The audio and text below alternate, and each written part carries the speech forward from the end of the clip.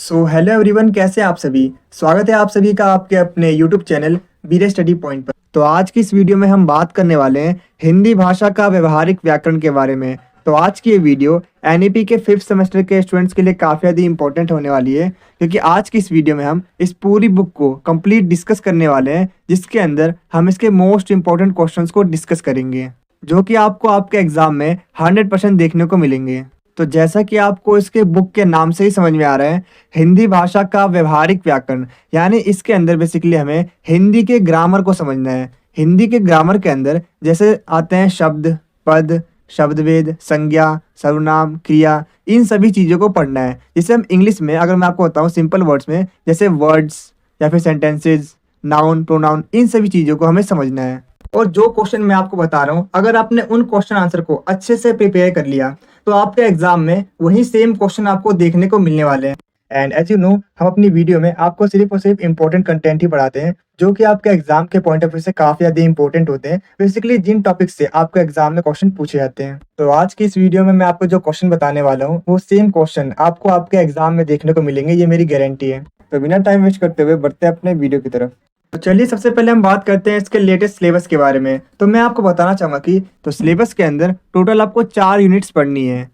इन 4 units में सबसे पहले हम बात करेंगे यूनिट फर्स्ट के बारे में, जिसका नाम है भाषा और व्याकरण। तो इसके अंदर बेसिकली हमें समझना है भाषा की परिभाषा के बारे में, यानी भाषा होती क्या है, इसकी विशेषताओं को समझना है, भाषा में व्याकरण का क्या इंपॉर्टेंस है इसको समझना है, और ध्वनि वर्णमाला को समझना है कि आखिर ध्वनि, वर्ण और मात्रा में क्या डिफरेंस होता है, क्या अंतर होता है, इसे समझना है। तो चलिए हम बात करते हैं यूनिट सेकंड के बारे में। तो यूनिट सेकंड है शब्द परिचय। तो इसके अंदर बेसिकली हमें समझना है शब्द, पद, शब्द भेद, संज्ञा, सर्वनाम, क्रिया, विक्रिया, इन सभी चीज़ों को हमें समझना है कि आखिर ये सारी चीज़ें होती क्या है। यानी जो हम इंग्लिश में पढ़ते हैं नाउन, प्रोनाउन, वर्ड्स, आखिर ये सारी चीज़ें हिंदी में अब हम समझने वाले हैं इन सभी चीज़ों को डिटेल में कि आखिर ये सारी चीज़ें होती क्या हैं।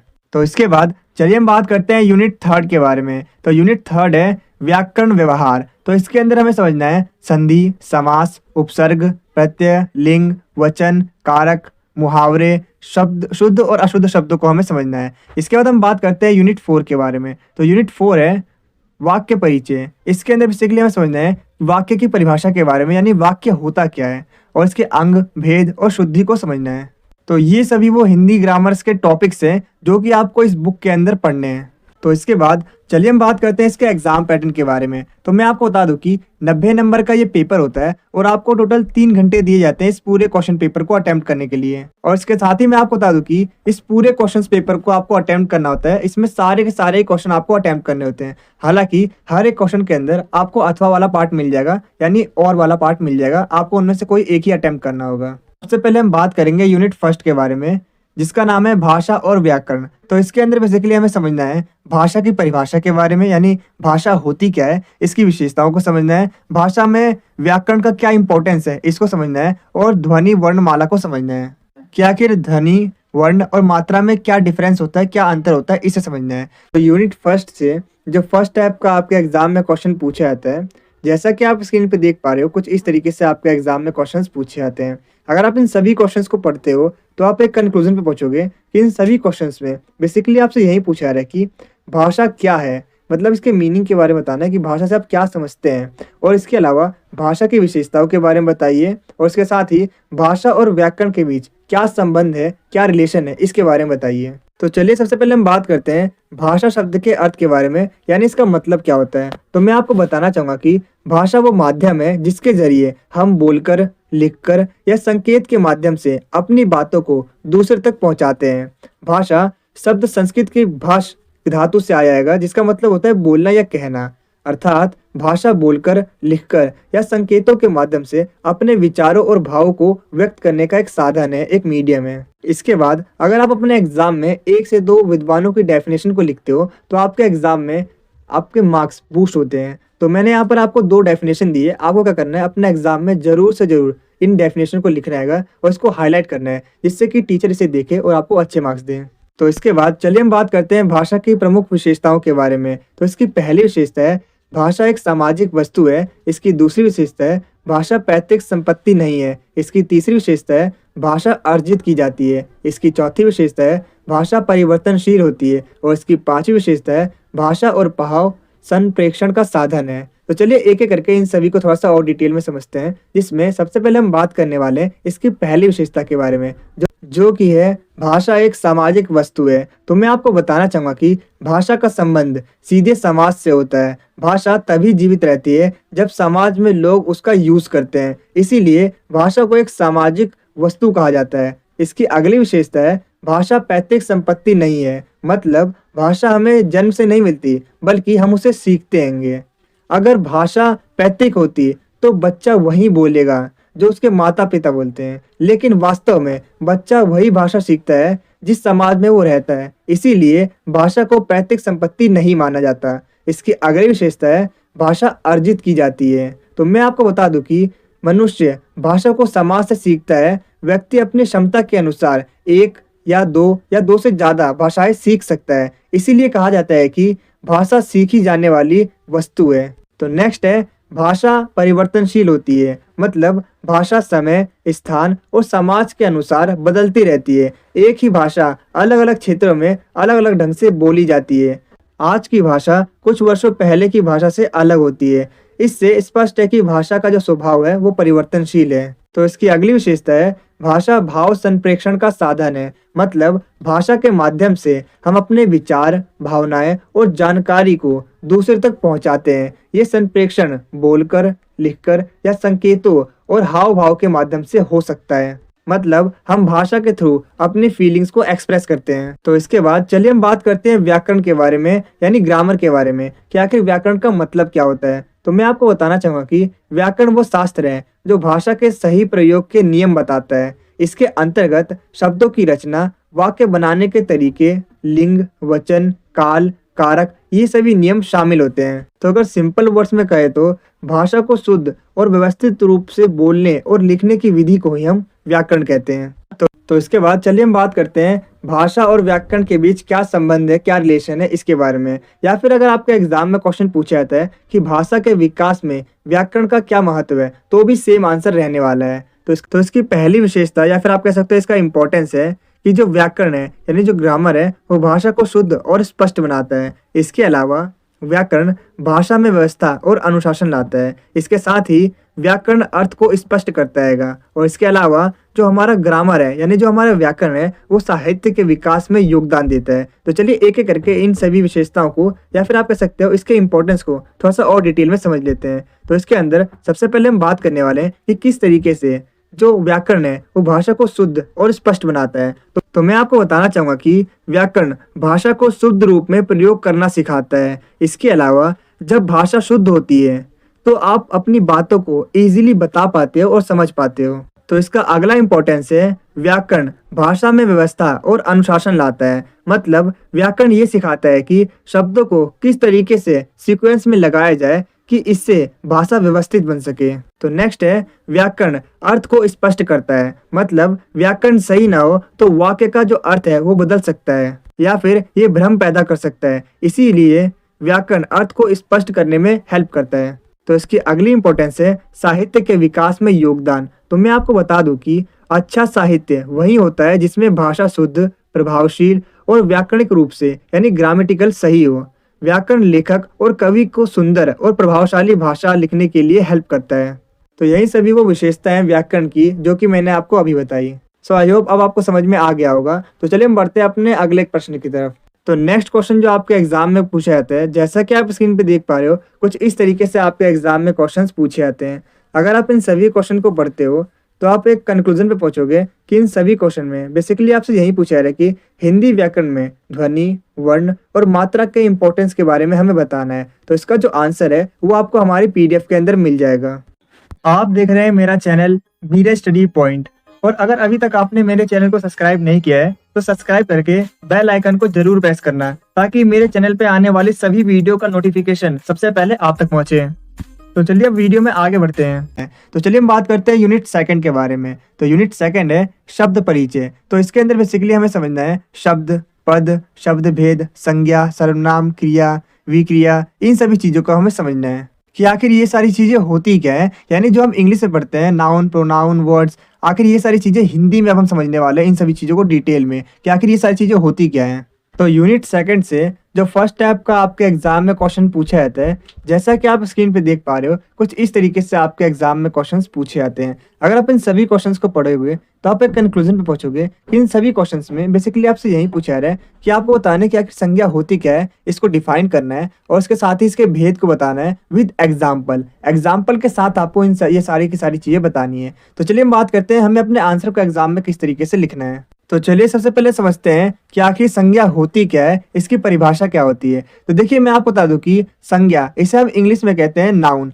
और नाउन का मतलब क्या होता है, नेमिंग वर्ड, यानी कि किसी चीज का नाम, जैसे किसी व्यक्ति का नाम हो सकता है, वस्तु का नाम हो सकता है, स्थान या भाव के नाम को हम संज्ञा कहते हैं। अगर मैं एग्जाम्पल की बात करूं, जैसे राम, राम किसी लड़के का नाम हो सकता है, ताजमहल, ताजमहल किसी इमारत का नाम हो सकता है, और दिल्ली जैसे किसी जगह का नाम हो सकता है। तो इन सभी चीजों को हम कहते हैं संज्ञा, मतलब किसी भी चीज के नाम को हम संज्ञा कहते हैं। सो आई होप अब आपको समझ में आ गया होगा कि संज्ञा होती क्या है, यानी नाउन होता क्या है। तो इसके बाद चलिए हम बात करते हैं संज्ञा के भेद के बारे में, यानी इसके टाइप्स के बारे में। तो मैं आपको बता दूं कि संज्ञा के 3 भेद होते हैं, यानी इसके 3 टाइप्स होते हैं। पहला है व्यक्तिवाचक संज्ञा, दूसरा है जातिवाचक संज्ञा, और तीसरा है भाववाचक संज्ञा। तो चलिए एक एक करके इन्हें थोड़ा सा और डिटेल में समझते हैं। तो इसके अंदर सबसे पहले हम बात करने वाले हैं व्यक्तिवाचक संज्ञा के बारे में।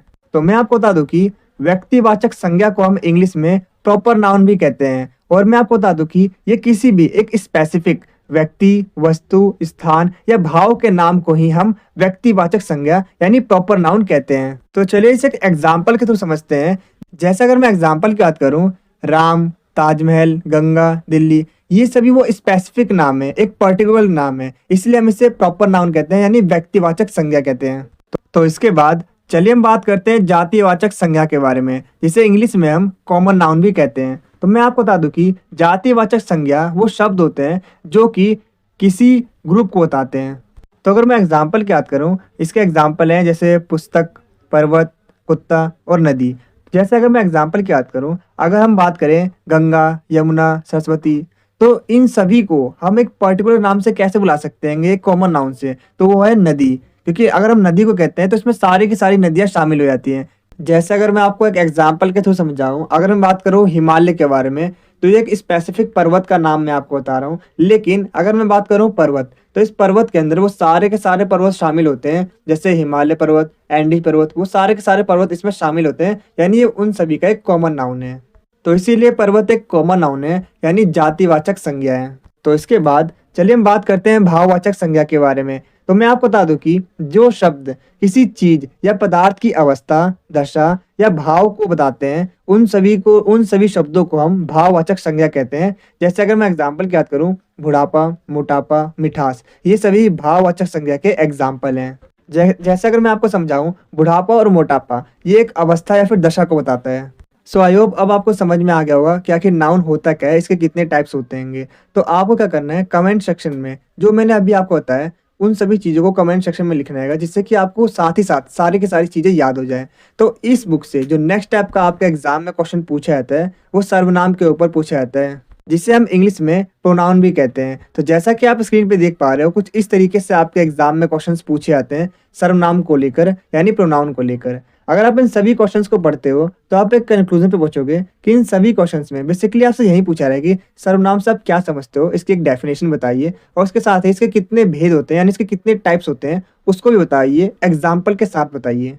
तो चलिए हम समझते हैं आखिर ये सर्वनाम होते क्या हैं। तो मैं आपको बता दूं कि सर्वनाम ऐसे वर्ड्स होते हैं जो कि संज्ञा के स्थान पर यूज किए जाते हैं। अगर मैं एग्जाम्पल की बात करूं, जैसे मैं, तू, आप, हम, वो, तो ये सभी वो वर्ड्स हैं जो कि हम संज्ञा के स्थान पर यूज किए जाते हैं, इसीलिए इसे हम सर्वनाम कहते हैं। जैसे अगर मैं एग्जाम्पल की बात करूं, अब राम किसी लड़के का नाम है, तो हम राम बार बार उसको उसके नाम से नहीं बुलाते हैं, हम उससे बोलते हैं आप, तू, वह। तो ये सभी संज्ञा के स्थान पर यूज किए जा रहे हैं, इसीलिए हम इसे सर्वनाम कहते हैं। तो इसके बाद चलिए हम बात करते हैं सर्वनाम के भेद के बारे में, यानी इसके टाइप्स के बारे में। तो मैं आपको बता दूं कि सर्वनाम के टोटल 6 भेद होते हैं, यानी इसके 6 टाइप्स होते हैं। पहला है पुरुषवाचक सर्वनाम, दूसरा है निजवाचक सर्वनाम, तीसरा है निश्चयवाचक सर्वनाम, चौथा है अनिश्चयवाचक सर्वनाम, पांचवा है संबंधवाचक सर्वनाम, और लास्ट छठा है प्रश्नवाचक संवाद। तो चलिए एक एक करके इन्हें थोड़ा सा और डिटेल में समझते हैं। तो चलिए हम सबसे पहले बात करते हैं पुरुषवाचक सर्वनाम के बारे में। तो मैं आपको बताना चाहूँगा कि जो सर्वनाम शब्द व्यक्तिवाचक संज्ञा के स्थान पर यूज होते हैं उसे हम पुरुषवाचक सर्वनाम कहते हैं, जैसे मैं, तुम, हम, आप, वे।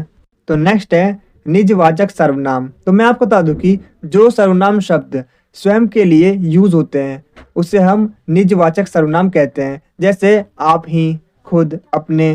तो ये सभी वो शब्द हैं जो कि हम अपने लिए यानी खुद के लिए यूज करते हैं और इन्हीं शब्दों को हम निजवाचक सर्वनाम कहते हैं। तो इसके बाद चलिए हम बात करते हैं निश्चयवाचक सर्वनाम के बारे में। तो मैं आपको बता दूं कि जो सर्वनाम शब्द किसी निश्चित व्यक्ति या वस्तु के बारे में बताता हो, जैसे यह, वह, वे, तो ये सभी वो शब्द हैं जिसे हम निश्चयवाचक सर्वनाम कहते हैं। अगर मैं एग्जाम्पल की बात करूं, जैसे ये मेरी घड़ी है, तो इसमें जो वर्ड है यह, ये बताता है कि ये जो घड़ी है ये उसी की है, ये इस बात को कंफर्म करता है। तो इसीलिए ये जो वर्ड लिखा है यह, ये एक निश्चयवाचक सर्वनाम है। तो इसके बाद चलिए हम बात करते हैं अनिश्चयवाचक सर्वनाम के बारे में। तो मैं आपको बताना चाहूंगा कि जो सर्वनाम शब्द किसी निश्चित व्यक्ति या वस्तु के बारे में नहीं बताता है उसे हम अनिश्चयवाचक सर्वनाम कहते हैं। मतलब जहां पर हमें कंफर्म इंफॉर्मेशन नहीं मिलती है उसे हम कहते हैं अनिश्चयवाचक सर्वनाम। जैसे अगर मैं एग्जांपल की बात करूं, लस्सी में कुछ पड़ा है। अब लस्सी में क्या पड़ा है ये हमें नहीं पता, कौन सी स्पेसिफिक चीज है ये नहीं पता, लेकिन लस्सी में कुछ पड़ा है। तो इस तरीके से ये अनिश्चित है, इसलिए हम इसे कहते हैं अनिश्चयवाचक सर्वनाम। तो चलिए इसे एक और एग्जाम्पल के थ्रू समझते हैं। अगला एग्जाम्पल है, शायद किसी ने घंटी बजाई है। अब किसने बजाई है ये कंफर्म नहीं है, ये अनिश्चित है, इसलिए इसे हम अनिश्चयवाचक सर्वनाम कहते हैं। तो इसके बाद चलिए हम बात करते हैं संबंधवाचक सर्वनाम के बारे में। तो मैं आपको बताना चाहूंगा कि जिन सर्वनाम शब्दों का यूज किसी व्यक्ति या वस्तु के संबंध को बताने के लिए किया जाता है उन्हें हम संबंधवाचक सर्वनाम कहते हैं। अगर मैं एग्जाम्पल की बात करूं, जैसे जैसा बोओगे वैसा पाओगे, यानी इसमें एक रिलेशन है, एक संबंध बताता है कि अगर आप गलत काम करते हो तो उसका जो रिजल्ट होगा वो भी गलत ही होगा। तो इसके बाद लास्ट अब हम बात करते हैं प्रश्नवाचक सर्वनाम के बारे में। तो मैं आपको बताना चाहूंगा कि जिन सर्वनाम का यूज किसी प्रश्न को पूछने के लिए किया जाता है उसे हम प्रश्नवाचक सर्वनाम कहते हैं। अगर मैं एग्जाम्पल की बात करूं, जैसे रमेश क्या खा रहा है, तो इसमें हम क्वेश्चन पूछ रहे हैं सामने वाले से। या फिर दूसरा एग्जाम्पल है, कमरे में कौन बैठा है, हमें नहीं पता तो हम उससे पूछ रहे हैं कमरे में कौन बैठा है, हम उससे प्रश्न कर रहे हैं। तो इसीलिए इन सभी चीजों को हम कहते हैं प्रश्नवाचक सर्वनाम। तो इसके बाद जो नेक्स्ट टाइप का आपके एग्जाम में क्वेश्चन पूछा जाता है, जैसा कि आप स्क्रीन पे देख पा रहे हो, कुछ इस तरीके से आपके एग्जाम में क्वेश्चंस पूछे जाते हैं। अगर आप इन सभी क्वेश्चंस को पढ़ते हो तो आप एक कंक्लूजन पे पहुंचोगे कि इन सभी क्वेश्चंस में बेसिकली आपसे यही पूछा जा रहा है कि शब्द और पद के बीच क्या अंतर है इसे बताइए और इन दोनों ही चीज़ों को परिभाषित कीजिए, और इसके अलावा इनके कितने टाइप्स हैं इनको भी बताइए। तो मैं आपको बता दूं कि इसका जो आंसर है वो आपको हमारी PDF के अंदर मिल जाएगा, और जो PDF का लिंक है वो मैंने आपको अपने इस वीडियो के डिस्क्रिप्शन बॉक्स में प्रोवाइड कर दिया है। आप वहाँ से PDF को ईजिली डाउनलोड कर सकते हो। आप देख रहे हैं मेरा चैनल वीरे स्टडी पॉइंट, और अगर अभी तक आपने मेरे चैनल को सब्सक्राइब नहीं किया है तो सब्सक्राइब करके बेल आइकन को जरूर प्रेस करना, ताकि मेरे चैनल पे आने वाली सभी वीडियो का नोटिफिकेशन सबसे पहले आप तक पहुंचे। तो चलिए अब वीडियो में आगे बढ़ते हैं। तो इसके बाद चलिए हम बात करते हैं यूनिट 3 के बारे में। तो यूनिट 3 है व्याकरण व्यवहार। तो इसके अंदर हमें समझना है संधि, समास, उपसर्ग, प्रत्यय, लिंग, वचन, कारक, मुहावरे, शब्द, शुद्ध और अशुद्ध शब्दों को हमें समझना है। यूनिट 3 से जो फर्स्ट टाइप का आपके एग्जाम में क्वेश्चन पूछा जाता है, जैसा कि आप स्क्रीन पे देख पा रहे हो, कुछ इस तरीके से आपके एग्जाम में क्वेश्चंस पूछे जाते हैं। अगर आप इन सभी क्वेश्चंस को पढ़ते हो तो आप एक कंक्लूजन पे पहुंचोगे कि इन सभी क्वेश्चंस में बेसिकली आपसे यही पूछा जा रहा है कि उपसर्ग और प्रत्यय के बीच क्या डिफरेंस है इसे बताइए। और इसके अलावा कभी कभी आपके एग्जाम में कुछ पर्टिकुलर वर्ड दिए जाते हैं आपको, जिसमें से आपको प्रत्यय और उपसर्ग को अलग करना होता है। जैसा कि यहाँ पर पूछा गया है, शब्द निर्माण की प्रक्रिया में उपसर्ग और प्रत्यय की भूमिका को बताइए एग्जाम्पल के साथ। तो अपने आंसर में सबसे पहले हम एक इंट्रोडक्शन लाइन देंगे जिसमें हम बताएंगे कि नए शब्द बनाने की इस प्रक्रिया को शब्द निर्माण कहते हैं। और इसके साथ ही मैं आपको बता दूं कि शब्द निर्माण में उपसर्ग और प्रत्यय की एक इम्पोर्टेंट भूमिका होती है। तो इसके बाद चलिए हम समझते हैं कि आखिर उपसर्ग और प्रत्यय के बीच क्या डिफरेंस है, क्या अंतर है, इसे समझते हैं। तो चलिए हम सबसे पहले बात करते हैं उपसर्ग के बारे में। तो मैं आपको बताना दूं कि उपसर्ग 2 वर्ड से मिलकर बनाएगा। पहला आएगा उप और दूसरा आएगा सर्ग। अब उप का मतलब होता है पास या फिर निकट, और सर्ग का मतलब होता है बनाना। तो इस तरीके से उपसर्ग वो शब्दांश है जो किसी मूल शब्द के आरंभ में जुड़कर यानी आगे जुड़कर उसके अर्थ को बदल देता है और एक नया वर्ड बना देता है। इसी को हम कहते हैं उपसर्ग। जैसे अगर मैं एग्जाम्पल की बात करूं, जैसे हार एक शब्द है, अब इसके आगे हमने एक और शब्द जोड़ दिया प्र, तो अब ये वर्ड बन गया प्रहार। तो इससे एक नया वर्ड बन गया और उसके मीनिंग भी डिफरेंस है। जैसे हार एक वर्ड है और उसके आगे अगर हमने जोड़ दिया वी तो बन जाता है एक नया वर्ड विहार। ठीक इसी तरीके से भाग्य एक शब्द है और अगर हम उसके आगे दू जोड़ दें तो बन जाता है एक नया वर्ड दुर्भाग्य। ठीक इसी तरीके से डर एक शब्द है, लेकिन अगर हम उसके आगे नी जोड़ देते हैं, एक नया वर्ड नी जोड़ देते हैं, तो अब नया वर्ड बन जाता है निडर। जैसे उपकार वर्ड को अगर हम दो पार्ट्स में तोड़ें तो ये बनता है उप जमा कार। इसके अंदर जो उप है वो उपसर्ग है और जो कार है वो मूल शब्द है। ठीक इसी तरीके से परिभ्रम को अगर हम तोड़ें तो ये दो वर्ड्स में टूटता है। पहला है परि जमा, दूसरा भ्रम। तो इसमें जो परि है ये उपसर्ग है और जो भ्रम है वो मूल शब्द है। ठीक इसी तरीके से अगर हम बात करें सुगंध की, सुगंध को दो पार्ट्स में तोड़ें तो ये बनता है सु जमा गंध। इसके अंदर जो सु है वो है हमारा उपसर्ग और जो गंध है वो है हमारा मूल शब्द है। इसके अलावा सम्मान, तो इसके अंदर दो वर्ड्स हैं सम जमा मान। इसमें जो सम है वो उपसर्ग है और जो मान है वो हमारा मूल शब्द है। ठीक इसी तरीके से अगर हम बात करें उपहार के बारे में, ये दो पार्ट्स में डिवाइड होगा। पहला है उप जमा हार, तो इसके अंदर जो उप है वो हमारा उपसर्ग है और जो हार है वो हमारा मूल शब्द है। इसके अलावा हम बात करें परिश्रम के बारे में, तो इसके अंदर जो परि है वो हमारा उपसर्ग है और जो श्रम है वो हमारा मूल शब्द है। इसके अलावा नेक्स्ट है निर्बल। मैं आपको इतने सारे एग्जाम्पल इसलिए दे रहा हूँ सो दैट अगर आपके एग्जाम में इनमें से क्वेश्चन आते हैं तो आप बिल्कुल भी मिस्टेक ना करो, इसलिए मैंने आपको इतने सारे एग्जाम्पल दिए हैं। तो नेक्स्ट है निर्बल, तो इसके अंदर निर जो है वो हमारा उपसर्ग है और बल हमारा मूल शब्द है। इसके अलावा सत्संग, इसके अंदर जो सत्य है वो है हमारा उपसर्ग और संग हमारा है मूल शब्द। तो इसके बाद चलिए हम बात करते हैं प्रत्यय के बारे में। तो मैं आपको बता दूं कि प्रत्यय शब्द दो शब्दों से मिलकर बना है। पहला है प्रति और दूसरा आएगा अय। जहाँ पर प्रति का मतलब होता है बाद में और अय का मतलब होता है चलने वाला। मतलब प्रत्यय वो शब्दांश होते हैं जो मूल शब्द के अंत में जुड़कर एक नया शब्द बनाते हैं। जैसे अगर मैं एग्जाम्पल की बात करूं, सफलता, सफलता के अंदर जो हमारा मूल शब्द है वो है सफल और अगर हम उसमें जोड़ देते हैं ता तो एक नया शब्द बनता है सफलता। तो इसके अंदर जो वर्ड है ता, ये हमारा प्रत्यय है जो कि सफल के पीछे जुड़कर एक नया शब्द बनाता है सफलता। तो ठीक इसी तरीके से अगर हम सुंदर वर्ड के पीछे ता जोड़ें तो बन जाता है सुंदरता। अगर हम पढ़ के पीछे जोड़ें आई तो बन जाता है पढ़ाई। ठीक इसी तरीके से अगर हम कृपा वर्ड के पीछे प्रत्यय आयु जोड़ें तो बन जाता है कृपालु। ठीक इसी तरीके से अगर हम बात करें श्रद्धा, श्रद्धा वर्ड है, इसके पीछे अगर हम प्रत्यय वर्ड लगाएं आलू तो बन जाता है श्रद्धालु। ठीक इसी तरीके से अगर हम आनंद शब्द के अंदर इत प्रत्यय जोड़ दें तो बन जाता है आनंदित। इसके अलावा अगर हम समाज शब्द के लास्ट में इक प्रत्यय जोड़ दें तो बन जाता है सामाजिक। इसके अलावा इतिहास शब्द के पीछे अगर हम इक प्रत्यय जोड़ें तो बन जाता है ऐतिहासिक। इसके अलावा सुगंध शब्द के पीछे अगर हम इत प्रत्यय जोड़ें तो बन जाता है सुगंधित। इसके साथ ही गरीब शब्द के पीछे अगर हम ई प्रत्यय जोड़ें तो बन जाता है गरीबी। इसके अलावा सुंदर शब्द के पीछे अगर हम जोड़ें ता प्रत्यय तो बन जाता है सुंदरता। इसके अलावा पठ शब्द के पीछे अगर हम नीय प्रत्यय जोड़ें तो बन जाता है पठनीय। इसके अलावा मान शब्द के पीछे अगर हम नीय जोड़ें तो बन जाता है माननीय। इसके अलावा अपन शब्द के पीछे अगर हम त्व जोड़ें तो बन जाता है अपनत्व।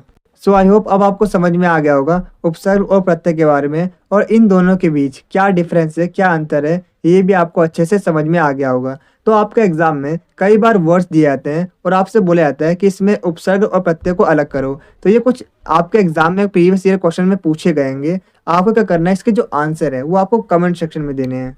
तो वीडियो में आगे बढ़ने से पहले मैं आपको बताना चाहूँगा कि अगर आपको इस वीडियो के प्रॉपर आंसर वाले नोट्स चाहिए तो जो नोट्स का लिंक है वो मैंने आप सभी को अपने इस वीडियो के डिस्क्रिप्शन बॉक्स में प्रोवाइड कर दिया है। आप वहाँ से नोट्स को इजीली डाउनलोड कर सकते हो। अगर आपको ये वीडियो अच्छी लग रही है तो आप इसे लाइक, शेयर और कमेंट जरूर करें, क्योंकि जब आप लाइक करते हो तो हमें मोटिवेशन मिलता है ऐसी और बहुत सी वीडियोस बनाने के लिए।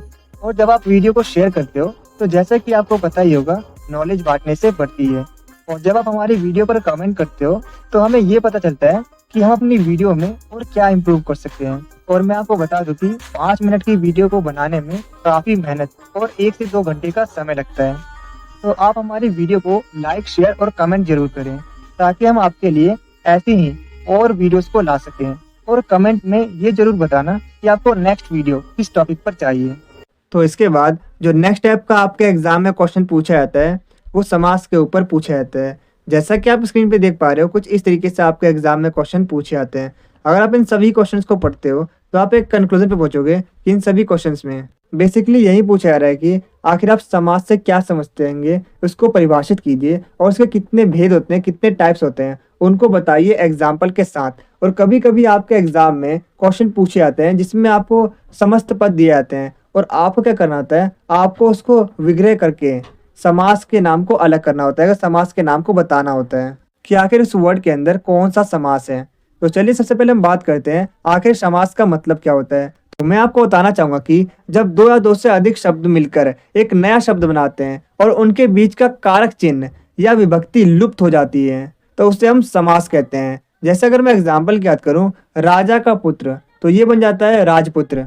तो इसके बाद चलिए हम बात करते हैं समास के भेद के बारे में, यानी इसके टाइप्स के बारे में। तो मैं आपको बता दूं कि समास के 6 टाइप्स होते हैं। पहला है द्वंद्व समास, दूसरा है द्विगु समास, तीसरा है कर्मधारय समास, चौथा है अव्ययी भाव समास, पांचवा है बहुव्रीहि समास और छठा आएगा तत्पुरुष समास। तो चलिए एक एक करके इन्हें थोड़ा सा और डिटेल में समझते हैं। तो इसके अंदर चलिए हम सबसे पहले बात करते हैं द्वंद्व समास के बारे में। तो मैं आपको बताना चाहूंगा कि द्वंद्व समास को पहचानने की एक सिंपल सी ट्रिक है कि आपको इसके अंदर योजक चिन्ह यानी माइनस का चिन्ह देखने को मिलेगा और इसके साथ ही इसमें जो वर्ड्स होंगे वो एक दूसरे के अपोजिट होंगे। जैसे अगर मैं एग्जाम्पल की बात करूँ, माता पिता, तो इसके अंदर ये जो दोनों वर्ड्स हैं माता पिता, ये दोनों ही विपरीत हैं यानी अपोजिट वर्ड हैं और इन दोनों वर्ड्स के बीच आपको योजक चिन्ह यानी माइनस का निशान देखने को मिलेगा।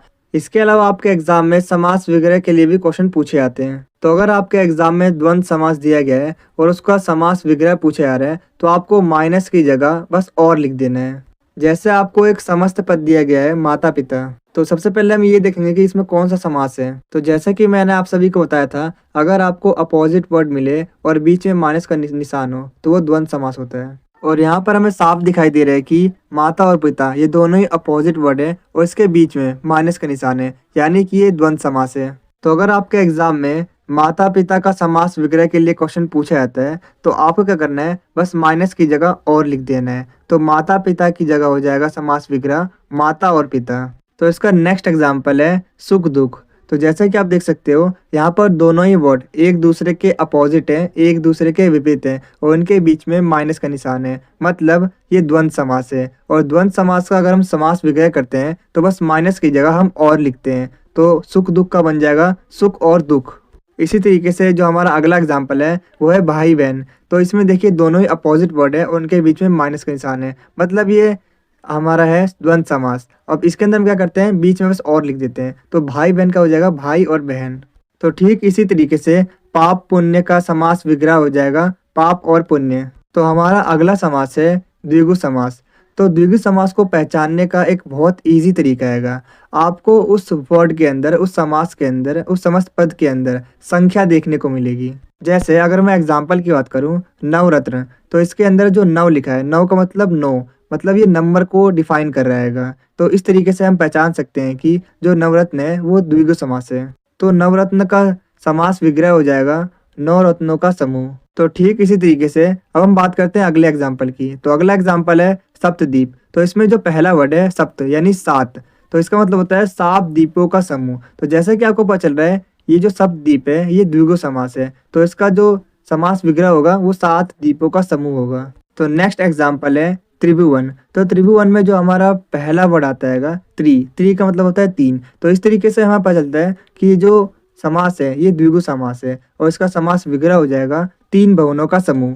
तो नेक्स्ट एग्जाम्पल है सप्त मंजिल। तो इसमें जो पहला वर्ड आ रहा है वो है सप्त, मतलब 7। तो जैसे कि आप समझ पा रहे हो कि ये भी द्विगु समास है और इसका समास विग्रह हो जाएगा 7 मंजिलों का समूह। तो द्विगु समास की सबसे अच्छी बात यह है कि इसमें आपको संख्या देखने को मिलेगी और आप इसे इजीली आइडेंटिफाई कर पाओगे।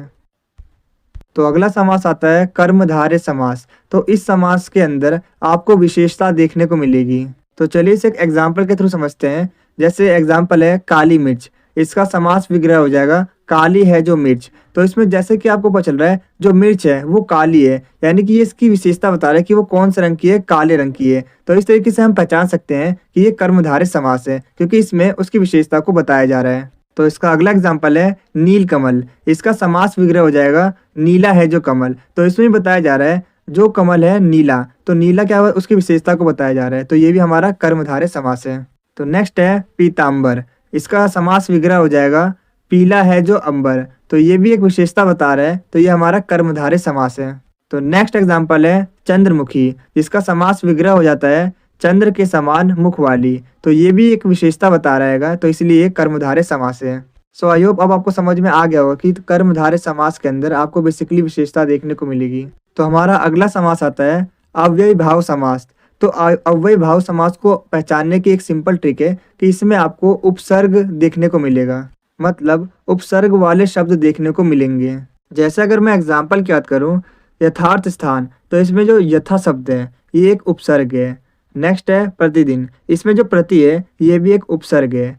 नेक्स्ट है आजीवन, तो इसमें जो आ है, जो आ शब्द है वो है उपसर्ग। और नेक्स्ट है यथार्थ समय, तो इसमें जो यथार्थ है ये हैगा उपसर्ग। तो आपको कहीं पर भी अगर उपसर्ग देखने को मिले तो वो हमारा अव्ययी भाव समास होता है। तो इसके बाद चलिए हम बात करते हैं इसके समास विग्रह के बारे में। तो यथार्थ स्थान का समास विग्रह हो जाएगा स्थान के अनुसार। आजीवन का समास विग्रह हो जाएगा जीवन भर। प्रतिदिन का समास विग्रह हो जाएगा प्रत्येक दिन। और ठीक इसी तरीके से यथार्थ समय का समग्र विग्रह हो जाएगा समय के अनुसार। सो आई होप अब आपको समझ में आ गया होगा कि जहाँ पर भी आपको उपसर्ग वाले शब्द देखने को मिलते हैं तो वो अव्ययी भाव समास होते हैं। तो नेक्स्ट हमारा समास है बहुव्रीहि समास। तो इसके अंदर बेसिकली आपको कुछ तीसरा अर्थ ही देखने को मिलेगा। जैसे अगर मैं एग्जाम्पल की बात करूँ दशानन, तो दशानन का मतलब होता है 10 मुख है जिसके, मतलब यहाँ पर रावण की बात की जा रही है, मतलब यहाँ पर किसी तीसरे अर्थ की बात की जा रही है। तो यानी ये बहुव्रीहि समास है। और ठीक इसी तरीके से नीलकंठ, इसका मतलब है नीला है जिसका कंठ, मतलब यहाँ पर शिव जी की बात की जा रही है, यानी किसी तीसरे अर्थ की बात की जा रही है। तो ये भी हमारा बहुव्रीहि समास होगा। नेक्स्ट है लंबोदर, मतलब लंबा है जिसका उदर। उदर का मतलब होता है पेट, यानी पेट जिसका है लंबा। तो इसका मतलब है गणेश जी। तो यहाँ पर तीसरे चीज की बात की जा रही है, गणेश जी की बात की जा रही है, मतलब ये बहुव्रीहि समास है। सो आई होप अब आपको समझ में आ गया होगा कि जहाँ पर भी तीसरी मीनिंग निकलती है यानी वो हमारा बहुव्रीहि समास होगा। तो हमारा अगला समास आता है तत्पुरुष समास। तो इसकी ट्रिक ये है कि आपको इस समास के अंदर ने, को, से, के द्वारा, को, के लिए, का, की, के, में, पर, है, अरे, अजी, आए, ये सारे शब्द देखने को मिलेंगे। जैसे अगर मैं एग्जाम्पल की बात करूं मतदाता, इसका समास विग्रह हो जाएगा मत को देने वाला। तो यहाँ पर जैसा कि आपको वर्ड दिख रहा है को, तो इससे हम पहचान सकते हैं कि ये तत्पुरुष समास है।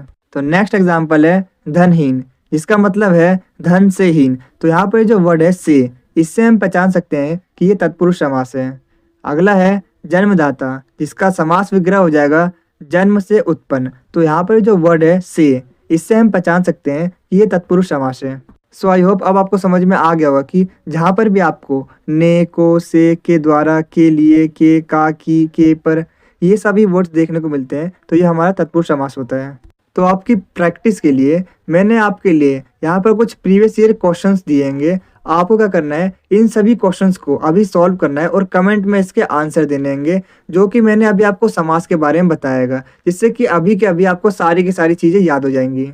तो इसके अंदर बेसिकली आपको समास का विग्रह करना है और समास का नाम लिखना है। तो जल्दी से आप सभी वीडियो को पॉज करके इसके सारे के सारे आंसर्स कमेंट सेक्शन में बताइए, क्योंकि आपने अभी समास के बारे में पढ़ा है तो आप इसका आंसर इजीली दे पाओगे और आपको ये लॉन्ग टाइम तक याद रहेगा। तो नेक्स्ट टाइप का आपके एग्जाम में जो क्वेश्चन पूछा जाता है उसमें आपको कुछ अशुद्ध शब्द दिए जाते हैं और आपको उसे शुद्ध शब्द बनाकर लिखना होता है, यानी कि वर्ड्स की मिस्टेक होती हैगी और आपको उसे करेक्ट करके लिखना होता है। तो जैसा कि आप स्क्रीन पे देख पा रहे हो, कुछ इस तरीके से आपके एग्जाम में अशुद्ध शब्द को लेकर क्वेश्चन पूछे जाते हैं। तो चलिए इसके कुछ एग्जाम्पल देखते हैं। जैसे यहाँ पर जो अशुद्ध शब्द लिखा हुआ है वो लिखा हुआ है ज्ञान। तो ज्ञान ऐसे नहीं होता, ज्ञान होता है, कुछ इस तरीके से लिखा जाता है। ठीक इसी तरीके से आहार नहीं होता, आहार होता है। और प्रकृति नहीं, प्रकृति के अंदर छोटी ई की मात्रा होती है, कुछ इस तरीके से इसे लिखा जाता है। और प्रशंसा को कुछ इस तरीके से लिखा जाता है। ठीक इसी तरीके से क्षमा नहीं होता, क्षमा होता है। ब्राह्मण नहीं होता, ब्राह्मण होता है। पिशाच नहीं होता, पिशाच होता है। सुषमा नहीं होता, सुषमा होता है। सो आई होप अब आपको समझ में आ गया होगा कि आपके एग्जाम में कुछ अशुद्ध शब्द दिए होते हैं जिनको आपको करेक्ट करके सही करके लिखना होता है। तो इसके बाद जो नेक्स्ट टाइप का आपके एग्जाम में क्वेश्चन पूछा जाता है वो मुहावरे और लोकगीत के ऊपर पूछा जाता है। तो बेसिकली आपके एग्जाम में इन दोनों के बीच क्या डिफरेंस है ये पूछा जाता है। और इसके अलावा आपके एग्जाम में क्वेश्चन पूछा जाता है, आपको कुछ मुहावरे दिए होते हैं, उनका आपको अर्थ बताना होता है और एक सेंटेंस में उनका यूज करना होता है। तो जैसा कि आप स्क्रीन पे देख पा रहे हो, कुछ इस तरीके से आपके एग्जाम में क्वेश्चन पूछे जाते हैं। इसके अलावा जो नेक्स्ट टाइप का आपके एग्जाम में क्वेश्चन पूछा जाता है वो लिंग और वचन के ऊपर पूछा जाता है। जैसा कि आप स्क्रीन पे देख पा रहे हो, कुछ इस तरीके से आपके एग्जाम में क्वेश्चन पूछे जाते हैं। अगर आप इन सभी क्वेश्चन को पढ़ते हो तो बेसिकली आपसे यही पूछा जा रहा है कि लिंग और वचन के बीच क्या अंतर है उसके बारे में बताइए और इस पर टिप्पणी लिखिए, शॉर्ट नोट लिखिए। तो इसका भी जो आंसर है वो आपको हमारी PDF के अंदर मिल जाएगा। तो इसके बाद जो नेक्स्ट टाइप का आपके एग्जाम में क्वेश्चन पूछा जाता है वो संधि के ऊपर पूछा जाता है, जिसमें आपसे पूछा जाता है संधि से आप क्या समझते हैं, उसको डिफाइन करना होता है। और इसके अलावा संधि के कितने टाइप्स होते हैं, इसके कितने भेद होते हैं, कितने प्रकार होते हैं, उसके ऊपर भी आपके एग्जाम में क्वेश्चन पूछे जाते हैं। और कई बार आपके एग्जाम में कुछ क्वेश्चन दिए जाते हैं जिनका आपको संधि विच्छेद करना होता है, जिसमें आपको कुछ इस तरीके से शब्द दिए जाते हैं और आपको उनको संधि विच्छेद करना होता है। और इसका भी आंसर आपको हमारी PDF के अंदर देखने को मिल जाएगा। देखिए, मैं आपको बताना चाहूँगा कि अभी टाइम कम है, दैट इज़ वाई मैं सारे के सारे क्वेश्चंस को नहीं करा सकता। तो मैं कुछ क्वेश्चन को कराता हूँ और बाकी सारे जो क्वेश्चन है और जो आंसर है वो आपको हमारी PDF के अंदर मिल जाएंगे। इसके बाद हम बात करते हैं यूनिट 4 के बारे में। तो यूनिट 4 है वाक्य परिचय। इसके अंदर बेसिकली हमें समझना है वाक्य की परिभाषा के बारे में, यानी वाक्य होता क्या है और इसके अंग, भेद और शुद्धि को समझना है। तो यूनिट 4 से जो फर्स्ट टाइप का आपके एग्जाम में क्वेश्चन पूछा जाता है, इसमें आपको कुछ इनकरेक्ट वाक्य दिए जाते हैं, सेंटेंसेस दिए जाते हैं जिन्हें आपको करेक्ट करके लिखना होता है। तो जैसा कि आप स्क्रीन पे देख पा रहे हो, कुछ इस तरीके से आपके एग्जाम में क्वेश्चंस पूछे जाते हैं। तो इन सभी क्वेश्चंस में बेसिकली आपको अशुद्ध वाक्य दिए जाते हैं और आपको उन्हें शुद्ध बनाकर लिखना होता है। जैसे मैं एग्जाम्पल की बात करूँ, इसमें हमें अशुद्ध वाक्य दिया जाएगा, उसे एक चाय का कप दे दो। तो इसका जो शुद्ध वाक्य हो जाएगा, उससे एक कप चाय दे दो। तो कुछ इस तरीके से आपको इस सेंटेंस को सही करके लिखना है, शुद्ध करके लिखना है। तो इसका अगला एग्जाम्पल है, हमें अशुद्ध वाक्य दिया जाएगा, अनेकों तीर्थ यात्री गंगा स्नान के लिए गए। तो इसका जो शुद्ध वाक्य हो जाएगा अनेक तीर्थ यात्री। अनेकों नहीं होता, अनेक होता है। अनेक तीर्थ यात्री गंगा स्नान के लिए गए। क्योंकि जो अनेक शब्द है वो खुद में ही प्लूरल होता है, तो हम अनेकों नहीं लिखते, अनेक ही लिखते हैं। तो नेक्स्ट एग्जाम्पल है, ताजमहल का सौंदर्यता दर्शनीय होता है। तो देखिए, इसमें जो सौंदर्यता है वो सौंदर्यता नहीं होता, सुंदरता होता है। तो इसका जो शुद्ध वाक्य बनेगा वो बनेगा ताजमहल की सुंदरता दर्शनीय है। तो अगला एग्जाम्पल है, राम, लक्ष्मण और सीता वन जाती है। तो ये अशुद्ध वाक्य है, जबकि यहाँ पर होना चाहिए जाते हैं। तो करेक्ट वर्जन होगा इसका, राम, लक्ष्मण और सीता वन जाते हैं। तो इसके बाद जो नेक्स्ट टाइप का आपके एग्जाम में क्वेश्चन पूछा जाता है, जैसा कि आप स्क्रीन पे देख पा रहे हो, कुछ इस तरीके से आपके एग्जाम में क्वेश्चंस पूछे जाते हैं। अगर आप इन सभी क्वेश्चंस को पढ़ते हो तो आप एक कंक्लूजन पे पहुंचोगे कि इन सभी क्वेश्चंस में बेसिकली आपसे यही पूछा जा रहा है कि वाक्य को परिभाषित कीजिए, यानी वाक्य से आप क्या समझते हैं, और वाक्य के अंग के बारे में बताइए, और इसके साथ ही वाक्य के रचना के आधार पर वाक्य के भेद यानी इसके टाइप्स के बारे में बताइए। तो अपने आंसर में सबसे पहले हम एक इंट्रोडक्शन लाइन देंगे, जिसमें हम बताएंगे कि हिंदी भाषा में हम अपने विचार, भाव और बातें दूसरों तक पहुंचाने के लिए वाक्य का इस्तेमाल करते हैं। वाक्य सिर्फ शब्दों का समूह नहीं होता, बल्कि शब्दों की एक ऐसी व्यवस्था होती है जिससे पूरा और स्पष्ट अर्थ निकलता है। इसीलिए व्याकरण में वाक्य की रचना, उसके अंग और उसके प्रकारों को समझना काफी ज्यादा जरूरी हो जाता है। तो इसके बाद चलिए हम बात करते हैं वाक्य की परिभाषा के बारे में, जिसके अंदर हम लिखेंगे, विचारों को स्पष्ट रूप से प्रकट करने वाला शब्दों का समूह वाक्य कहलाता है। एक सामान्य वाक्य में प्राय कर्ता, कर्म और क्रिया होते हैं। और इसके साथ ही अगर आप अपने एग्जाम में कुछ विद्वानों की परिभाषा लिख देते हो तो आपके एग्जाम में अच्छे नंबर बनने के चांसेस बढ़ जाते हैं। ये कुछ डेफिनेशन है, इनमें से आप 1 या 2 डेफिनेशन को अपने एग्जाम में जरूर मेंशन करना, जिससे कि टीचर पर अच्छा इंप्रेशन पड़े और वो आपको अच्छे मार्क्स दें। तो इसके बाद चलिए हम बात करते हैं वाक्य के अंग के बारे में और वाक्य के रचना के आधार पर वाक्य भेद के बारे में। तो इसके अंदर मैं आपको ऊपर ऊपर से एक ओवरव्यू दे दूंगा और बाकी जो कंप्लीट आंसर है वो आपको हमारी पीडीएफ के अंदर मिल जाएगा कि आखिर आपको अपने एग्जाम में किस तरीके से प्रेजेंट करके लिखना है। उसका जो कंप्लीट आंसर है वो आपको हमारी पीडीएफ के अंदर ही मिल जाएगा। तो पीडीएफ को डाउनलोड कीजिएगा और उसे जरूर पढ़िएगा क्योंकि प्रेजेंटेशन काफ़ी ज़्यादा मैटर करती है। तो मैं आपको बताना चाहूँगा कि वाक्य के अंग दो टाइप्स के होते हैं। पहला है उद्देश्य और दूसरा है विधेय। उद्देश्य के अंदर मैं आपको बताना चाहूँगा कि वाक्य में जिसके बारे में कुछ कहा जाता है उसे हम उसका उद्देश्य कहते हैं। और विधेय के लिए मैं आपको बता दूं कि उद्देश्य के बारे में जो बात कही जाती है उसे हम विधेय कहते हैं। जैसे अगर मैं एग्जाम्पल की बात करूँ, कविता खेल रही है, तो इसमें जो कविता है वो हमारा उद्देश्य बन जाएगा और जो रेस्ट हैगा यानी कि वो खेल रही है वो हमारा बन जाएगा विधेय। मतलब जिसके बारे में बात की जा रही है वो हमारा उद्देश्य बन जाता है और बाकी जो रेस्ट सेंटेंस होता है वो हमारा विधेय बन जाता है। तो इसके बाद चलिए हम बात करते हैं रचना के आधार पर वाक्य के भेद के बारे में। तो मैं आपको बता दूं कि ये 3 टाइप्स के हैं। पहला हैगा साधारण यानी सरल वाक्य, दूसरा हैगा संयुक्त वाक्य और तीसरा हैगा मिश्र वाक्य। तो इसका जो कंप्लीट आंसर है विद एग्जाम्पल के साथ आपको हमारी पीडीएफ के अंदर मिल जाएगा। अगर आपको ये वीडियो अच्छी लग रही है तो आप इसे लाइक, शेयर और कमेंट जरूर करें क्योंकि जब आप लाइक करते हो तो हमें मोटिवेशन मिलता है ऐसी और बहुत सी वीडियोस बनाने के लिए। और जब आप वीडियो को शेयर करते हो तो जैसा कि आपको पता ही होगा, नॉलेज बांटने से बढ़ती है। और जब आप हमारी वीडियो पर कमेंट करते हो तो हमें ये पता चलता है कि हम अपनी वीडियो में और क्या इम्प्रूव कर सकते हैं। और मैं आपको बता दूं कि 5 मिनट की वीडियो को बनाने में काफ़ी मेहनत और 1 से 2 घंटे का समय लगता है। तो आप हमारी वीडियो को लाइक, शेयर और कमेंट जरूर करें ताकि हम आपके लिए ऐसी ही और वीडियोस को ला सकें। और कमेंट में ये जरूर बताना कि आपको नेक्स्ट वीडियो किस टॉपिक पर चाहिए। तो वीडियो में आगे बढ़ने से पहले मैं आपको बताना चाहूँगा कि अगर आपको इस वीडियो के प्रॉपर आंसर वाले नोट्स चाहिए तो जो नोट्स का लिंक है वो मैंने आप सभी को अपने इस वीडियो के डिस्क्रिप्शन बॉक्स में प्रोवाइड कर दिया है। आप वहाँ से नोट्स को ईजिली डाउनलोड कर सकते हो। जैसे आप हमारे नोट्स को डाउनलोड करते हो, सबसे ऊपर यहाँ पर आपको शो होगा सब्जेक्ट का नेम, उसके जस्ट नीचे यहाँ पर मैंने आप सभी को प्रोवाइड किया है इस वीडियो का एक्सप्लेनेशन। जैसे आप इस लिंक पे क्लिक करते हो देन आपके सामने ये वीडियो ओपन हो जाएगी और आप इस सब्जेक्ट को और अच्छे से समझ सकते हो। इसके अलावा मैंने आप सभी को प्रोवाइड किया है हमारे यूट्यूब चैनल का होम पेज का लिंक। जैसे आप इस लिंक पे क्लिक करते हो देन आपके सामने हमारी पुरानी, नई और सारी की सारी आने वाली वीडियोस मिल जाएंगी और आप चाहो तो इसे अपने दोस्तों के साथ शेयर भी कर सकते हो। इसके अलावा मैंने आप सभी को प्रोवाइड किया हमारे व्हाट्सएप ग्रुप का लिंक, जिससे कि एसओएल से रिलेटेड, कॉलेज से रिलेटेड जो भी अपडेट आएंगे वो सबसे पहले आप तक पहुंचेंगे। इसके अलावा मैंने आप सभी को प्रोवाइड किया है हमारा कॉन्टैक्ट नंबर। अगर आपको कोई भी क्वेरी आती है तो आप इस कॉन्टैक्ट नंबर पे हमें कॉन्टैक्ट कर सकते हो। इसके बाद मैं आपको बता दूं कि हमारी पीडीएफ के अंदर आपको लेटेस्ट सिलेबस मिलने वाला है, जिसमें टोटल हमें 4 यूनिट्स को पढ़ना है, जैसा कि आप स्क्रीन पे देख सकते हो। इसके साथ ही हमने प्रोवाइड किया है एग्जाम पैटर्न के बारे में कुछ क्वेश्चन पेपर। तो इसके बाद हम बात करते हैं यूनिट बाय यूनिट हर एक यूनिट के मोस्ट इंपॉर्टेंट क्वेश्चंस के बारे में।